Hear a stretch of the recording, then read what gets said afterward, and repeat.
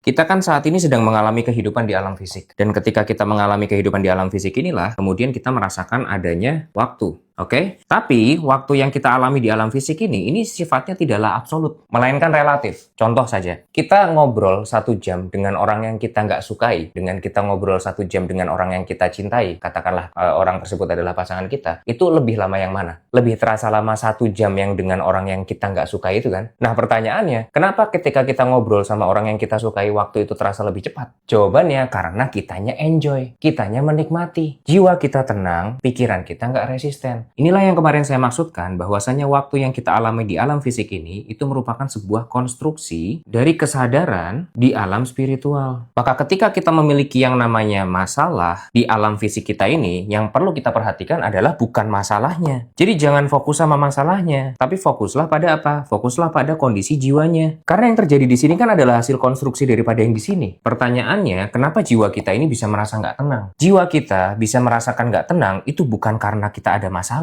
Bukan karena realitasnya lah kemudian jiwa kita menjadi tidak tenang gitu. Tapi karena apa? Karena jiwa kita kotor. Kotornya jiwa kita inilah yang kemudian membuat jiwa kita menjadi tidak tenang. Makanya bersihkanlah jiwa ini. Allah bilang sendiri kan, bahwasanya Allah tidak akan mengubah nasib suatu kaum sebelum mereka mengubah apa yang ada di dalam dirinya. Nah, inilah yang dimaksud. Inilah fungsinya kita membersihkan jiwa kita. Karena ketika jiwa ini nanti sudah menjadi bersih, hati dan juga otak kita kemudian sudah menjadi koheren, disitulah kemudian waktu yang ada di alam fisik ini sudah tidak akan menjadi masalah lagi. Kita sudah nggak akan lagi terpenjara oleh kesadaran waktu yang ada di alam fisik ini. Karena kita paham bahwasanya waktu yang terjadi di sini adalah hasil konstruksi daripada kesadaran kita yang ada di sini. Konkretnya begini, masalahnya mungkin masih ada, bahkan mungkin masih jauh daripada kata selesai. Tapi kita bisa menghadapi masalahnya setiap hari, kita bisa melakukan segala sesuatu setiap hari untuk menyelesaikan masalah tersebut, tapi bedanya adalah jiwa kita sudah tidak gerasa-gerusu lagi. Jiwa kita sudah jauh lebih tenang. Nah, itulah yang kemudian namanya terbebas dari penjara waktu. Itu satu. Lalu yang kedua, ketika kita sudah membersihkan jiwa kita,